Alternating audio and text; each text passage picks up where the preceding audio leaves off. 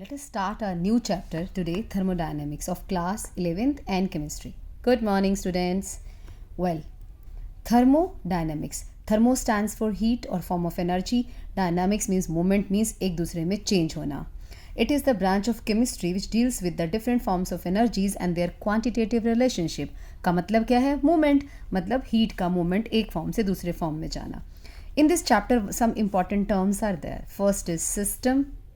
Surrounding. What is system? Suppose I have taken something in the beaker and doing thermodynamic studies.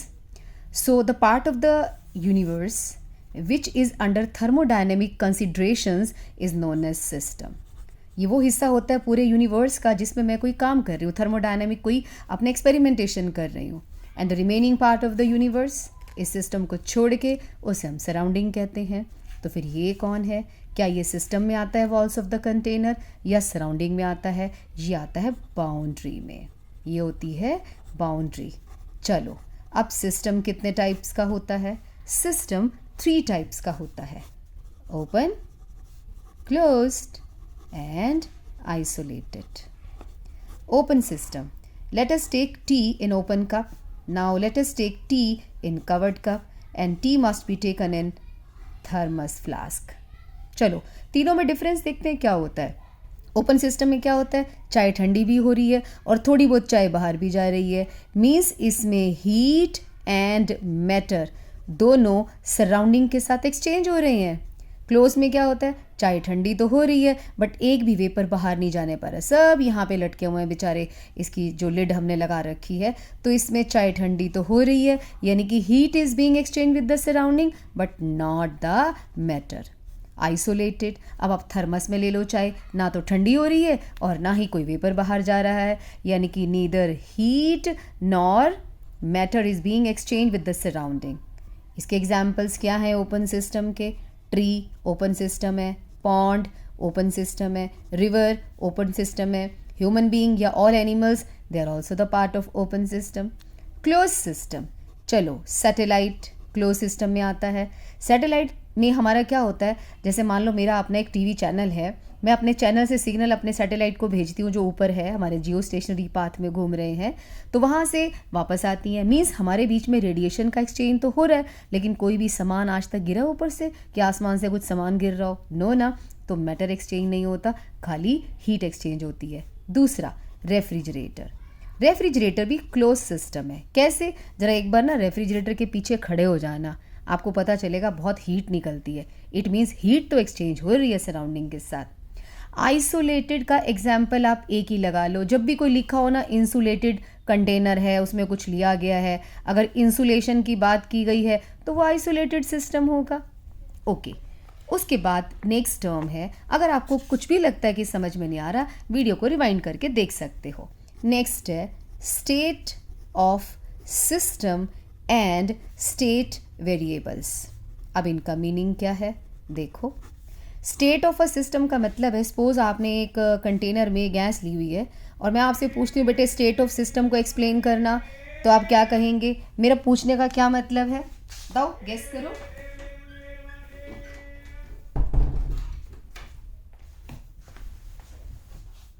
State of a system का मतलब है वो conditions जो इस system को explain करेंगी. आप मुझे बताना शुरू करेंगे, मैम टेम्परेचर इतना है, प्रेशर इतना है, वॉल्यूम इतना है और मास इतना लिया. आप इनसे मुझे स्टेट ऑफ अ सिस्टम बताएंगे. State of a system means conditions of a system which is described in terms of certain variable properties like temperature, pressure, volume. और इन प्रॉपर्टीज़ को जो स्टेट ऑफ सिस्टम को एक्सप्लेन करती हैं उन्हीं को हम कहते हैं स्टेट वेरिएबल्स. ये हो गई स्टेट वेरिएबल्स. उसके बाद है state function and path function. Right. इसको समझने के लिए चलो एक एग्जाम्पल लेते हैं. हम सब छत पे चलते हैं, ठीक है, और तुम में से 2-3 स्टूडेंट्स क्या करेंगे, यहाँ से रस्सी बांधेंगे, सीधा ऊपर चढ़ जाएंगे. 2-3 स्टूडेंट्स क्या करेंगे, वो जो चाइना में एक वो नहीं होती है, टैलेंट होता है कि आप हाथ ऐसे करते हैं और ऊपर उड़ जाते हैं. चलो 3-4 बच्चे उड़ के चलते हैं छत पे और हम 3-4 जने स्टेयर से चलते हैं. राइट. अब हम सब ऊपर जाएंगे छत पे तो हम सब की जो पोटेंशियल एनर्जी है वो सेम होएगी. वो वो ये तो नहीं पूछेगी ओए तुम कहाँ से चल के आए हो, तुम रस्सी पकड़ के आए हो, तुम सीढ़ियों से आए हो, चलो तुम्हारी पोटेंशियल एनर्जी ज़्यादा। नो, ये एनर्जी जो है इस बात पे डिपेंड करती है पहले आप कहाँ थे और अब आप कहाँ हैं। ये पाथ पे डिपेंड नहीं करती है, इसे हम कहते हैं स्टेट फंक्शन। पोटेंशियल एनर्जी हो गई, इंटरनल एनर्जी हो गई, ये सब स्टेट फंक्शन है। चलो अब चलते हैं पाथ फंक्शन पे। पाथ फंक्शन का मतलब एक कप में गरम गरम चाय लो और दूसरे में ठंडा पानी ले लो, दोनों को मिला दो। हम सबको पता है कि हीट यहाँ से यहाँ जाएगी, यहाँ से यहाँ नहीं आएगी, हमेशा हाई टेम्परेचर से लो टेम्परेचर में ही फ्लो करती है हीट। तो ये भी मतलब डायरेक्शन पे डिपेंड करती है। तो Q जो होती है वो हीट है, ये पाथ फंक्शन है, पाथ पे डिपेंड करती है। चलो ये हमारे पास एक पीस ऑफ कोई भी लगा लो वुड है, हमने इसको फोर्स लगाया, ठीक है, इस डायरेक्शन में फोर्स लगाएंगे, ये थोड़ा सा चल पड़ेगा, वाओ हमने वर्क किया। मीन्स जिस डायरेक्शन में हम फोर्स लगा रहे हैं, अगर कोई चीज़ उसी डायरेक्शन में मूव कर जाती है तो हम कहते हैं work is said to be done, right. अब एक कुली अपने सिर पे सामान लेके जा रहा है, सामान का जो प्रेशर है वो कहाँ पड़ रहा है, फोर्स नीचे को, लेकिन कुली तो चल रहा है राइट एंगल पे, तो वो फिजिक्स की या केमिस्ट्री की लैंग्वेज में कोई भी वर्क नहीं कर रहा है। तो वर्क भी क्या है, ये भी डायरेक्शन पे डिपेंड करता है, पाथ पे डिपेंड करता है, ये भी पाथ फंक्शन है। तो state function of physical quantity is said to be a state function if its value depends upon the initial and final state only, not upon the path followed by it. But path function वो quantities होती हैं जिनकी value direction यानी कि path पर भी depend करती है, इसे हम कहते हैं path function. Next है extensive properties and intensive properties. अभी तो मैं पेपर पे खिचड़ी बना रही हूँ, आपको मैं नोट्स भी दिखाती हूँ अभी मैं। एक्सटेंसिव प्रोपर्टीज़, एक्सटेंसिव प्रॉपर्टीज़ वो होती हैं जो अमाउंट ऑफ सब्सटेंस पे डिपेंड करती हैं। किस पे डिपेंड करती है, अमाउंट ऑफ सब्सटेंस पे। यानी कि जैसे मास है, अमाउंट कम है तो मास कम होएगा। वॉल्यूम है, अगर अमाउंट कम है तो वॉल्यूम कम होएगा। हीट कैपेसिटी हो गई और आपका फोर्स हो गया, सामान ज़्यादा है तो फोर्स ज़्यादा लगेगा, कम है तो कम लगेगा। Okay, then intensive properties. Intensive properties कौन होती हैं, जो अमाउंट ऑफ सब्सटेंस पे डिपेंड नहीं करती, जैसे कि viscosity. Tell me one thing, आपके पास हनी है, हनी को चाहे आप स्पून में लो चाहे आप एक बड़ी कटोरी में लो, दोनों में उसकी जो विस्कोसिटी होती है, विस्कोसिटी का मतलब गाढ़ापन, ये विस्कोसिटी जो है गाढ़ापन इसको बोलते हैं। जितना कम विस्कस होगा वो मतलब विस्कोसिटी कम होती है, मीन्स हल्का होता है, ज़्यादा होती है तो गाढ़ा होता है। तो हनी की विस्कोसिटी तो सेम ही रहेगी ना, चाहे आप कप में लो, चाहे आप कटोरी में लो, चाहे आप एक स्पून में लो। तो इसे कहते हैं इंटेंसिव प्रॉपर्टी। अच्छा, डेंसिटी क्या होती है, एक बड़ा आयरन का पीस लो या छोटा लो तो डेंसिटी तो सेम ही होएगी। So does not depend upon the amount of substance. Density, viscosity, refractive index.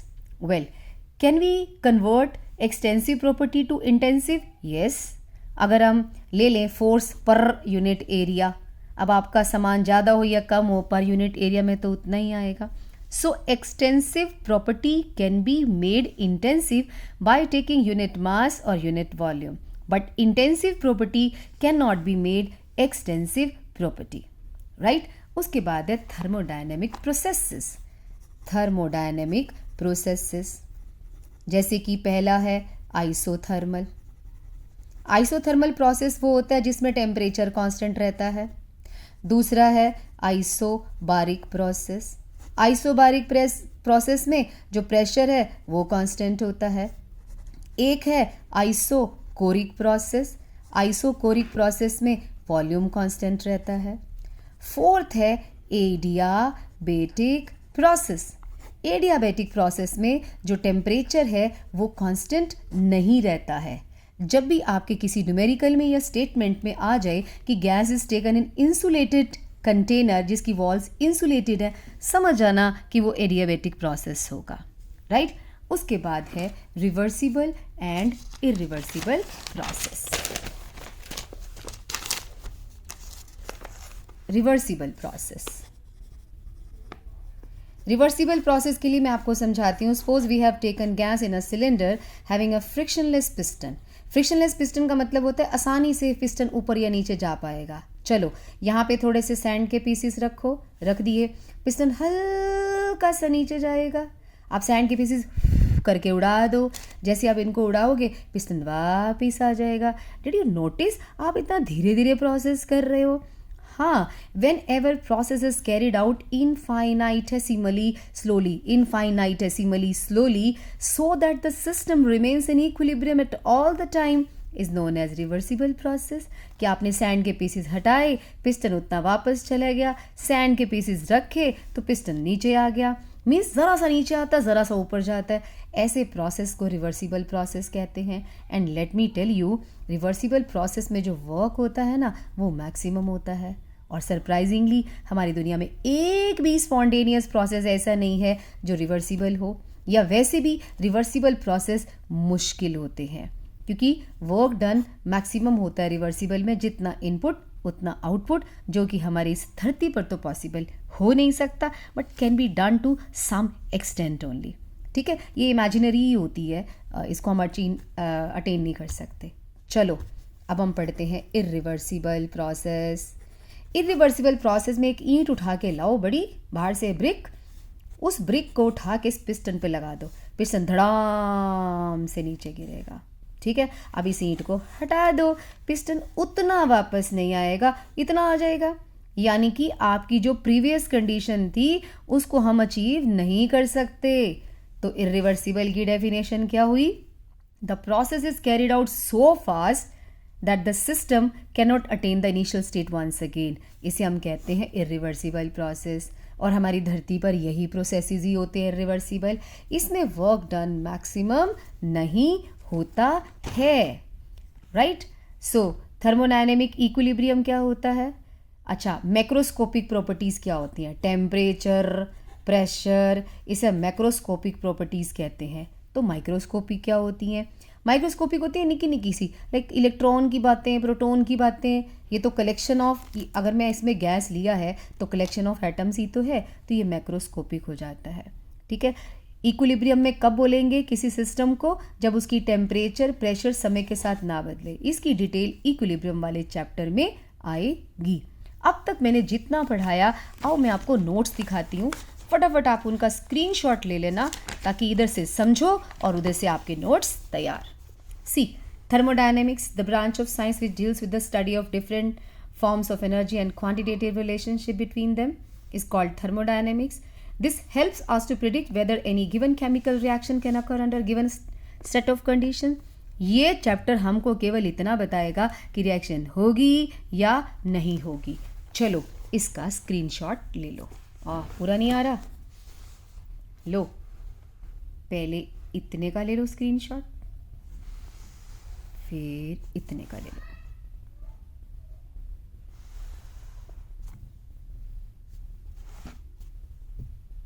ठीक है, state of a system and state variable, state function, extensive properties, intensive properties. Extensive को इंटेंसिव बनाया जा सकता है। थर्मोडायनेमिक प्रोसेसेस, आइसोथर्मल, एडियाबैटिक, वही है जो मैंने समझाया आपको, isochoric, isobaric, reversible process, irreversible process, thermodynamic equilibrium. अब हम पढ़ेंगे इंटरनल एनर्जी। लाओ, ये मैं इसी में से पढ़ा देती हूँ, मेरा कुछ करने वाला नहीं है इसमें। Internal energy, it is the energy associated with a substance. It is okay. लो जी, इस पेन के साथ जुड़ी हुई जो एनर्जी है वो इंटरनल एनर्जी है। नाउ द क्वेश्चन इज, इस पेन में कौन कौन सी एनर्जी छुपी है? देखो इस पेन में कौन है? एटम्स हैं, एटम्स आपस में कंबाइंड है। चलो, एटम में कौन होता है? Nucleus, electron. इसमें इलेक्ट्रॉनिक एनर्जी भी है, न्यूक्लियर एनर्जी भी है, और एटम आपस में बॉन्ड से जुड़े हैं तो केमिकल बॉन्ड एनर्जी भी है। और तो और जो वो एटम्स हैं ना आपस में वाइब्रेट कर रहे हैं, कांप रहे हैं, वाइब्रेशनल एनर्जी को हम कहते हैं काइनेटिक एनर्जी। और पोटेंशियल एनर्जी तो सब में होती ही है, क्योंकि हमने फिजिक्स में पढ़ा है आप लोगों ने, सेंटर ऑफ अर्थ से जो भी जितनी हाइट पे होता है उसमें पोटेंशियल एनर्जी उस हिसाब से होती है, तो सब में होती है। अब बताओ इस पेन में कितनी एनर्जीज छुपी हैं? जल्दी से, इलेक्ट्रॉनिक, न्यूक्लियर, केमिकल बॉन्ड और पोटेंशियल एंड काइनेटिक। अब आप कहोगे मैम पेन तो स्टेबल पड़ा हुआ है, काइनेटिक कहाँ से आई? अभी तो बोला एटम्स जो हैं वो ऐसे ऐसे वाइब्रेट कर रहे हैं, इसके अंदर वाइब्रेशन है। ये लगता है शांत है, बिल्कुल भी शांत नहीं है, टोटल अशांति है, क्योंकि इलेक्ट्रॉन तो ज़िंदगी भर गेड़ियाँ ही मार रहा है न्यूक्लियस के चारों तरफ, तो मार ही रहा है। उसने अगर एक दिन घूमना छोड़ दिया तो वो सब मर जाएंगे, हम लोग, कोलैप्स हो जाएगा एवरीथिंग। चलो जी, बताओ इंटरनल एनर्जीज कितनी एनर्जीज का सम होती है? 5, electronic, nuclear, chemical bond, potential, kinetic.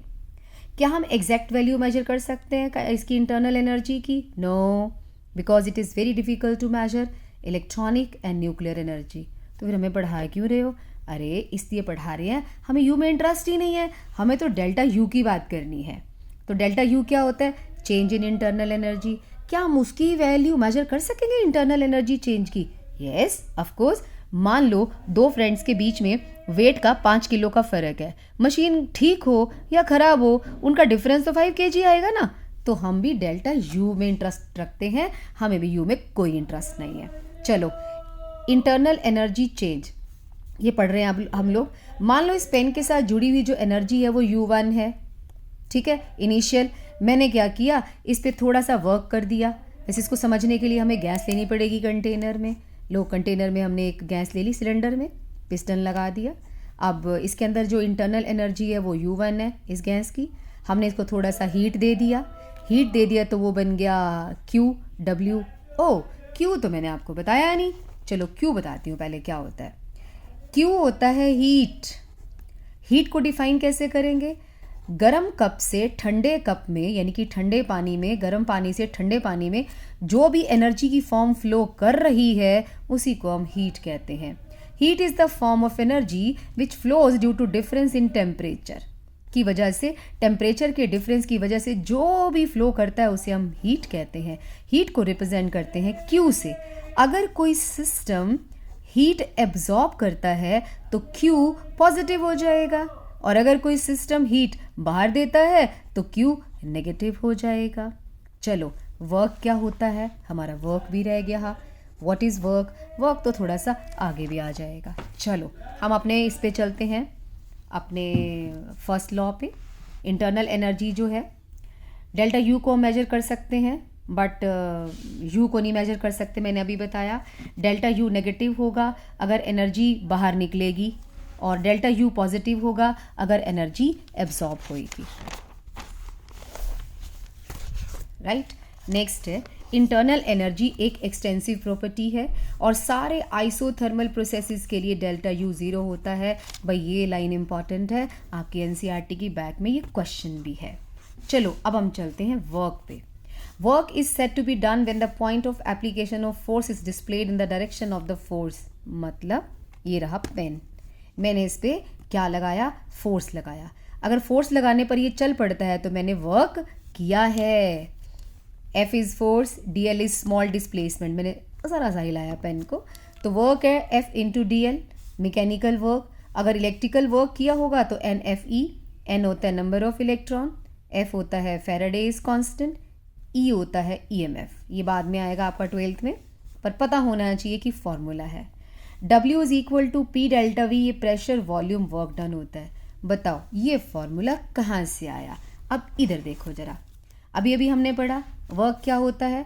Force into displacement, force into displacement, और फोर्स होता है प्रेशर इनटू एरिया। मैंने इसकी जगह पे P इंटू ए लिख दिया, क्योंकि force per unit area pressure होता है।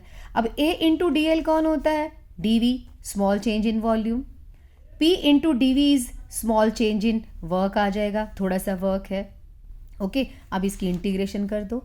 अगर आप इंटीग्रेशन करते हो तो डेल्टा W का W हो जाएगा PdV, V1 से V2, तो PdV ये आ जाएगा P डेल्टा V। मैथ्स इतना तो पढ़ा ही होगा आपने।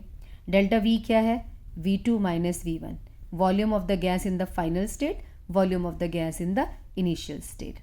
अगर हम सिस्टम पर वर्क करेंगे, if work is done on the system, तो वर्क लिया जाता है पॉजिटिव, और अगर work is done by the system है उसे हम लेते हैं नेगेटिव। लाओ मैं समझाती हूँ। ये देखो, ये पिस्टन है, इसमें गैस भरी हुई है। मैंने पिस्टन को जोर से दबाया, जब मैं दबाऊंगी तो मेरे हाथ की एनर्जी इसके अंदर चली जाएगी, तो मेरा वर्क माना जाएगा पॉजिटिव। और अगर ये गैस अपने आप ही पिस्टन को ऊपर उठा देती है, अपने आप ही अंदर से ऊपर उठा देती है, तो work is said to be negative.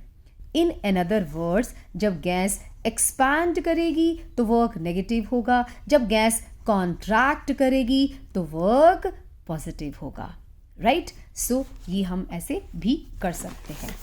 Next है हमारा general expression of work W is equal to minus P external delta V. हाँ, जो P हमने ये पढ़ा है फॉर्मूले वाला, ये P कौन सा है? ये एटमॉस्फेयर वाला प्रेशर है, ये गैस का नहीं है, ये याद रखना। देखो यहाँ मैंने लिखा भी है, एक्सपेंशन में नेगेटिव है, कॉन्ट्रैक्शन में पॉजिटिव है।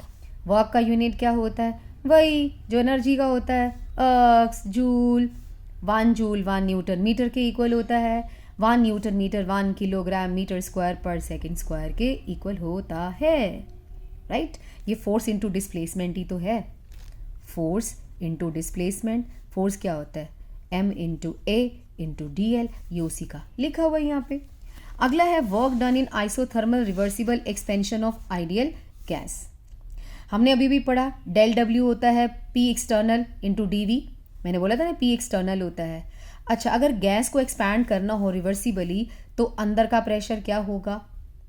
एक्सपैंड करेगी तो अंदर का प्रेशर ज़्यादा होना चाहिए ना, तो P external equal to P internal minus DP। अब इसकी जगह पर ये लिख दो, यानी कि गैस के अंदर का प्रेशर में से DP माइनस करो तो P एक्सटर्नल होता है, लिख दिया। इसको मल्टीप्लाई करो, सॉल्व करो, ये और ये निग्लिजिबल हो जाएगा, आपको आ जाएगा P इंटरनल DV। और P इंटरनल हम सबको पता है कौन होता है, PV इक्वल टू NRT होता है ना, तो इसकी जगह पे हम NRT अपॉन V लिख सकते हैं। ये लो लिख दिया। इसका इंटीग्रेशन करेंगे तो ये हो जाएगा माइनस NRT। सीधा मैं यहाँ ले चलती हूँ, डेरिवेशन इतनी इंपॉर्टेंट नहीं है, आप सीधा इस फॉर्मूले पे आ जाइए, बहुत इंपॉर्टेंट है। जब भी कभी लिखा हो आइसोथर्मल रिवर्सिबल एक्सपेंशन तो आपने ये वाला फॉर्मूला याद करना है। 2.303 NRT log V2 upon V1। Minus का साइन क्यों है? क्योंकि एक्सपेंशन हो रही है।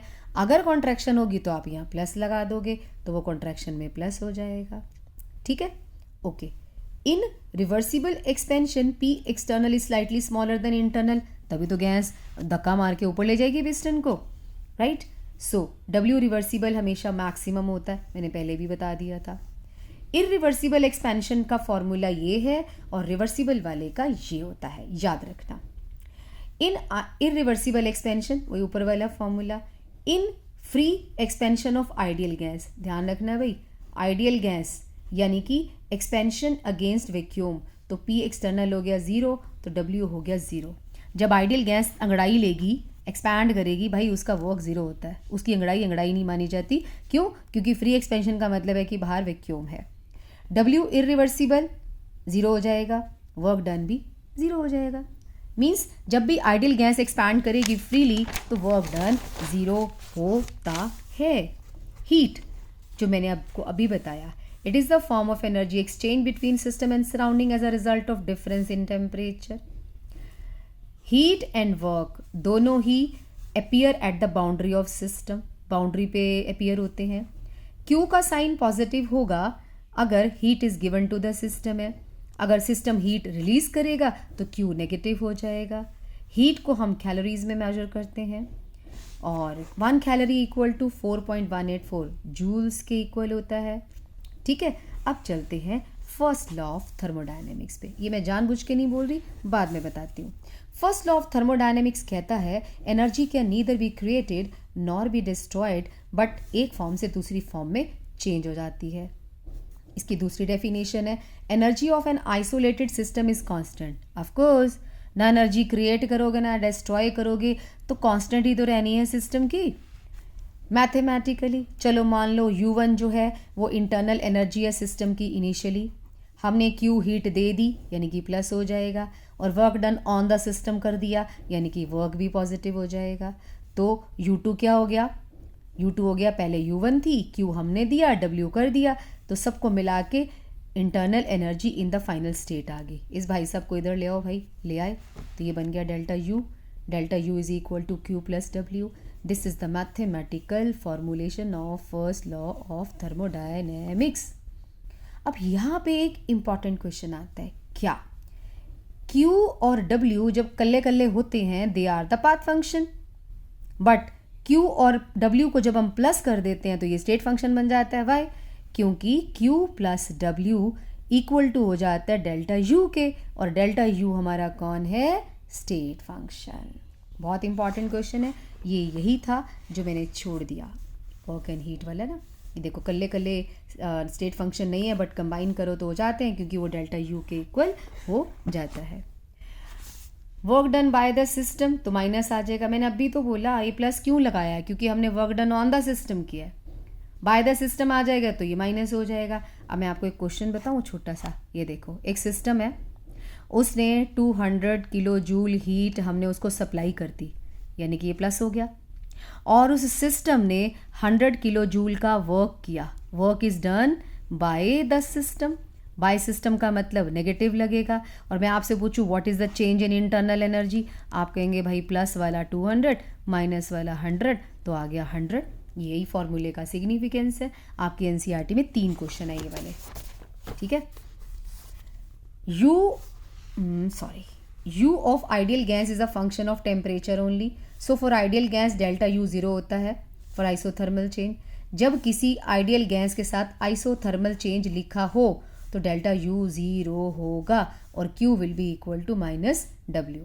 और एडियाबेटिक चेंज में Q 0 होता है, यानी कि ये वाला फैक्टर 0 होता है, तो डेल्टा U W के बराबर हो जाएगा। सेकेंड थिंग, 1 लीटर एटमॉस्फेयर जो है वो 101.3 जूल के इक्वल होता है। ये तो क्वेश्चन उसी तरह का है, प्लस और माइनस करने वाला। अब एक बार ये देख लेते हैं। 2 litre of gas at pressure of 10 atmosphere expands isothermally into vacuum to 10 liter. How much heat absorbed and how much work is done in expansion? What should be the heat absorbed and W if the same expansion takes place against constant external pressure of 1 atmosphere? पहले कहते हैं कि 2 litre gas है और उसका pressure है 10 atmosphere, वो expand कर रही है वैक्यूम में। पहली बात, वैक्यूम में एक्सपैंड करेगी तो क्या होगा, वैक्यूम में क्या होता है, वर्क डन तो 0 हो जाएगा। अब वो कहता है कितनी हीट एब्जॉर्ब होगी ये दी जाएगी इन द एक्सपेंशन। पहला बोला उसने same expansion takes place against constant pressure of 1 atmosphere. पहले डेल्टा U 0 हो गया, Q क्या आ गया, माइनस W के इक्वल। अब उसने बोला है कि वैक्यूम में कर रही है, वैक्यूम में कर रही है तो आपका P एक्सटर्नल क्या हो गया, 0, क्योंकि वैक्यूम में प्रेशर तो होता नहीं, तो आपका W आ जाएगा। क्योंकि वैक्यूम में P एक्सटर्नल 0 होता है तो आपका P एक्सटर्नल 0 है, यानी कि सब कुछ 0 हो गया, डेल्टा U भी 0 हो गया और W भी 0, यानी कि इसने कोई काम नहीं किया। बोला था ना जब गैस आइसोथर्मली वैक्यूम में एक्सपैंड करती है तो कोई काम नहीं करती, W 0 है। अगले में कहता है कि Q is equal to minus W, यानी कि इसकी बात चल रही है। कहता है एक्सटर्नल प्रेशर अगर 1 एटमॉस्फेयर होगा, अब बताओ कितना काम किया, ये हीट एब्जॉर्ब हुई, तो Q equal to minus W। 1 कौन है P, 8 कौन है डेल्टा V। ये देखो ना 2 लीटर से 10 लीटर में एक्सपैंड कर दी तो डेल्टा V कितना आया, 8 इंटू 8 लीटर एटमॉस्फेयर। और कोई आपको बोले नहीं नहीं जूल में बदलो तो आप कहेंगे 8 into 101.3 joule, not kilo joule, joule में कन्वर्ट कर लेना है इसको, ठीक है। उसके बाद है if same expansion takes place to 10 litre volume conducted reversibly. अब उसने रिवर्सिबल बोल दिया तो फॉर्मूला ही बदल जाएगा W का, कौन सा, 2.303 RT log V2 upon V1। तो V2 कितना है 10, V1 कितना है 2, तो आप 2.303 लगा लो। RT की जगह हमने PV लिख दिया क्योंकि टेम्परेचर गिवन नहीं था, हमने प्रेशर और क्या ले लिया, वॉल्यूम ले लिया, ठीक है। न्यूमेरिकल्स हैं थोड़े से ऐसे बट इतने भी डिफ़िकल्ट नहीं है। ये देखो मैं बोल रही थी दिखाई नहीं दे रहा था, log 10/2 आ जाएगा। नेक्स्ट है हमारा